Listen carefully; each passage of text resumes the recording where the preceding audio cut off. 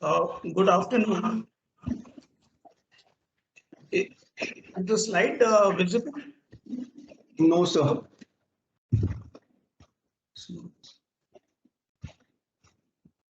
Now it is, we can see.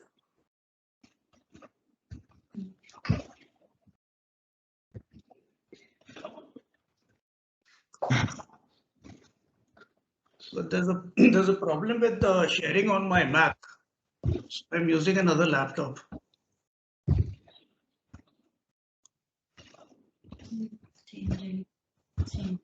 Can anybody see? Yes, sir. It's visible. Yes, Is sir. it? Yes, sir. Yes, sir. Now it's visible. Okay. I'll begin by drawing attention to a couple of news reports that have been coming up this month. Last week to 10 days, a whole lot of news reports on fake call centers. And when I read this, I said, is this the fallout of the government's liberalization policy, more of a laissez-faire policy allowing freedom to call centers? So I said, let me take up this topic and I'll deal with the recent guidelines of the DOT for OSPs, which were released on 23rd of June this year. Yeah. So before I get into the liberalization aspects, I would just like to explain. Earlier, you had two kinds of call centers. You had something called a domestic call center, which catered to the domestic customers, and you had an international call center. An international call center was where customers overseas called up a number and it came to a call center in India for any issues they had with either a product or a service. Now, I remember the time we had AOL as our client who had set up an international call center at Bangalore. And Shilpa obviously is aware of all the issues that we had with the international call center. We set it up for them. At that time, you needed the registration and approval of the department, even for the network, even for the connectivity. So how did an international call center work? A few side of the screen, this part is India and this part is offshore. You set up a, let's say, 100-seater call center in India and you had people sitting in a location.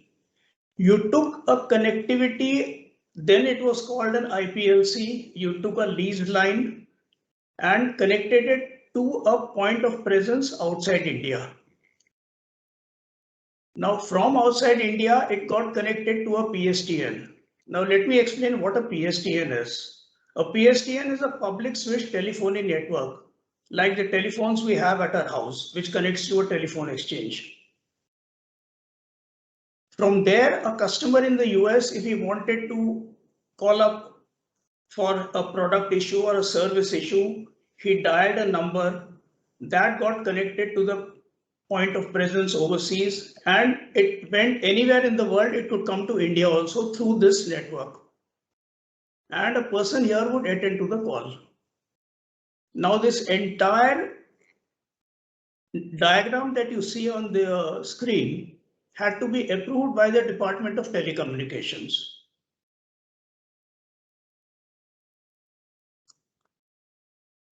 Now let us look at the evolution of the definition of OSP. In 2008, we had an OSP defined as a company providing application services. And what was construed as application services? It meant telebanking, telemarketing, teleeducation, including IT-enabled services.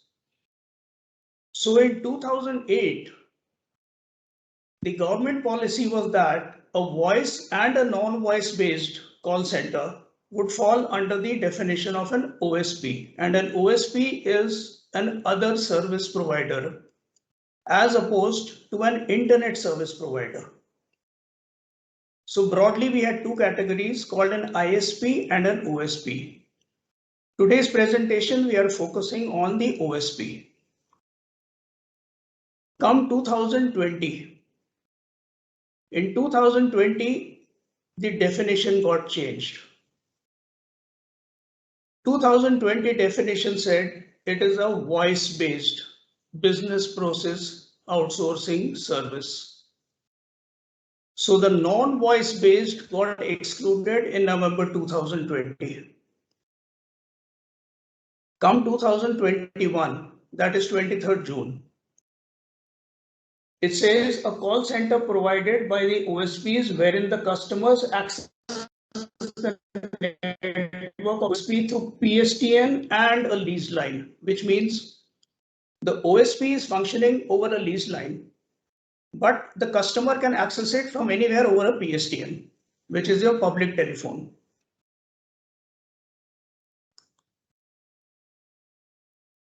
Now let us look at what has changed from certain other administrative perspectives.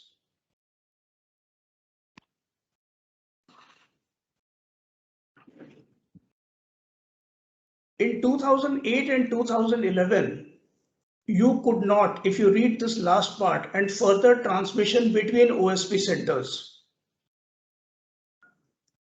if a company had different locations, each location was supposed to have its own connection, direct connection. You could not interconnect locations of the same company. In 2021, today, what has happened? It's open. Connect anywhere with any OSP, connect even with an unrelated company. Remote agents working from home. 2008, 2011, we had a limitation that you could only connect over a secured VPN. And the OSP company was at 5 crore rupees. 2020, the relaxation came in during the pandemic. And we did that for iCor, one of our clients, iCor, who had a domestic and an international call center at Noida. They were all working from home and they were given the relaxation that they could connect over your normal internet. The situation continues in 2021.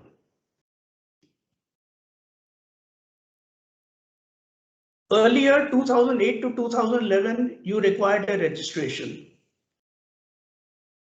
2020 relaxation came that only the same entity, if you had locations of the same entity, 2021 says, registration requirement was removed in 2020 and it continues today. So today you can set up a call center without any approval or registration from the Department of Telecommunications. Now, what about interconnection between the different locations of the same OSP and between different OSPs? 2008 prohibited. If you had one location, you took a separate line for that. If you had another location, you took a separate connection for that. In 2020, they allowed interconnectivity between locations of the same OSP. June 2021, it is completely open for all. Anybody can connect with any location, any OSP, whether it is of the same company or of a different company. Now, earlier there was a bank guarantee requirement to given for an OSP functioning. The bank guarantee ranged from 50 lakhs to 1 crore depending on the number of seats or on the interconnection. If you had a domestic call center and an international call center at the same location, you had to take approval for the infrastructure sharing such that there was no mixing of calls and you had to give a bank guarantee for that. That was the security with the Department of Telecommunications. November 2020, that bank guarantee requirement was removed. And today again, there is no requirement of a bank guarantee. Now, infrastructure sharing, which I just mentioned, earlier you had to give a bank guarantee, it was permitted. Today you can do you can share infrastructure with any OSPs, no bank guarantee is required. Now, the only thing that the DOT has prohibited is something called a toll bypass. A toll bypass is something, if you read here, it says customer in India cannot be connected to a public network of a foreign country through the private network of OSP. Which means if I want to make an international call, I cannot tell my OSP, please connect through your network to a telephone in the US and let me speak. That would be bypassing the ILD operator, who's the international long distance operator who has been granted a license in India. In other words, I'm bypassing what I would normally dial as an ISD through MTNL or Airtel or any other service provider and connect with the phone. If I do that through the OSP, the government of India loses revenue on that. So this is still prohibited. And this is still monitored by the DOT and the telecom service provider.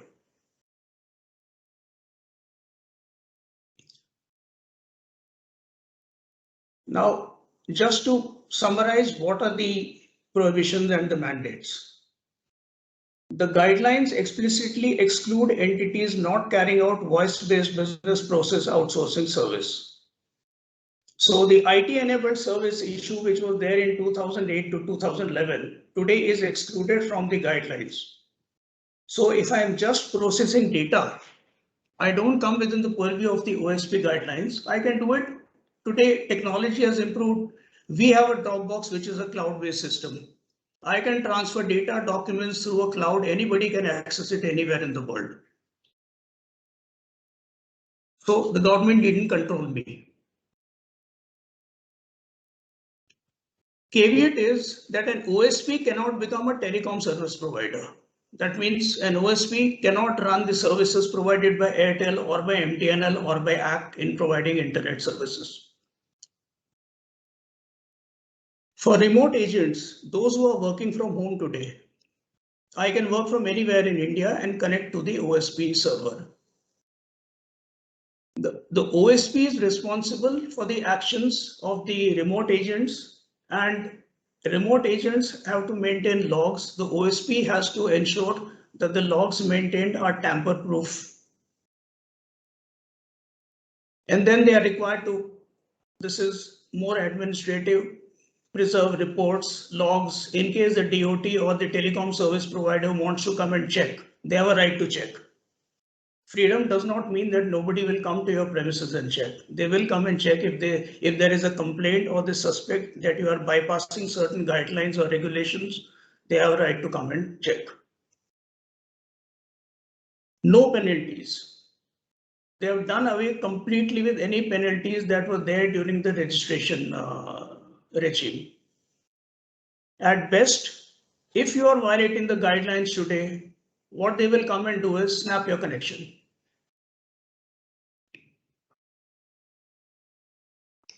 Now, post-liberalization, this is how the connection, the networking looks like. I'll give an example. Most of us buy goods from Amazon. If you have a complaint, there is a facility whereby you can call a toll-free number. Now we are buying goods from Amazon India. When I call the toll-free number, now this is the purchaser. He dials a 1800 or there is something called a 0800 number. This is called a domestic toll-free number, DTFN for short. He dials the number, it goes as a missed call to another number. That number is at the agent. The agent could be sitting anywhere. He could be in my neighborhood. He could be sitting anywhere in India. He knows that there is a call from Mr. X in India. Now, what does he do? He is part of an OSP. He connects through the OSP to an offshore server. That offshore server connects to another toll number which is given or a toll-free number which is given offshore. And through the PSTN, the call comes back to the purchaser, to the customer here, which was not allowed earlier. What you are doing essentially is, in the earlier regime, you would have dialed a PSTN number and spoken to this customer. Now, after the relaxation, what everybody is doing is that even a domestic number, now there is no distinction between a domestic call center and an international call center. A call center operator in India can use the OSP, route the call outside India, route it back into India and connect it through a PSTN here. No loss of revenue for the government. Why? When the call goes outside India, it is coming on an ILD operator's line back here. So the argument given by the government today is, and the inside story is, that these relaxations were mooted by 2 or 3 big names. Some of them, one of them being Cisco and one of them being Airtel. The reason, how do you connect a lease line with a PSTN? There is something called a solution, a connectivity solution, which is a software and an equipment based. Cisco and Airtel have developed these solutions. So this is one way of marketing and selling the solutions. So the government agreed that, okay, there is no revenue loss. So we will allow this outboard call from India being routed as an inbound call from outside. Now that is how the domestic part of the call center would work. What about the international call center? The international part of it still works. You have a customer in the US. He dials a toll-free number which goes through his telephonic network to a server located outside India. That server, through a connectivity solution, brings the PSTN call to, if you see the red line, to the OSP, and the call is attended by an OSP through the lease line or the MPLS, whatever it is. So today's liberalization policy has brought about this complete change. Anybody can take a connection from the telecom service provider, set up a call center and start working. I don't need approval. I don't need to give a bank guarantee, but I need to ensure that I'm following whatever the guidelines say that you need to control, maintaining reports, ensuring that I'm not misusing the entire network for other illegal activities. And that is where the news reports come into play. They say fake call centers busted. Now, they may be call centers who have been set up using this technology and the freedom afforded by the liberalized policy, but they're using for activities which are an offense under the IPC. For example, cheating. Like Microsoft filed a criminal complaint with the police and they busted a call center which was posing as a Microsoft call center and charging the customers a fee for technical support, which Microsoft was giving free for a certain period of time. So the offense committed there was not under the DOT regime, but under the IPC. Now the key takeaways that have come from the liberalized policy. Today an OSP means only a voice-based BPO. All the data processing BPOs, the back offices who do not use voice have gone outside the purview. They are free to use your internet service or the cloud-based service, which everybody is using today, and do their job. Now with the removal of the distinction between a domestic and an international OSP center, the interconnectivity between all types of OSPs is permitted. Maybe of the same company, maybe of different companies, different locations. Domestic calls can be routed outside India and rerouted into India through an offshore server and PSTN connectivity. No requirement of registration, security deposit, bank guarantees, and submission of network diagram. OSP is permitted to also operate by sharing infrastructure and adopting a centralized EPABX. Now, an OSP having multiple centers can obtain an internet connection at a centralized location, and this internet can be accessed from other OSP centers using lease so and so. Remote agents can work from home. How would a remote agent work? He connects to the OSP server through the normal internet connectivity he has taken from his service provider. Now, this slide is something away from the OSP, but I thought it necessary. Every day we keep getting calls, either somebody selling us a credit card or somebody providing a banking service or somebody saying, I have an on-road service for your car. Now those are called service calls. They are not coming from an OSP. They may be coming from a domestic PSTN or they may be coming from a cell number, but they are called service calls under a different set of regulations called the Telecom Commercial Communication Customer Preference Regulations. The catch here is that the regulations say that it must have the customer's consent. That is where your DND and other facilities do not disturb, but apparently in practice it is not working. And we are hammered with calls throughout the day. That is something which DOT is still looking into, but they have not been able to resolve it for various reasons.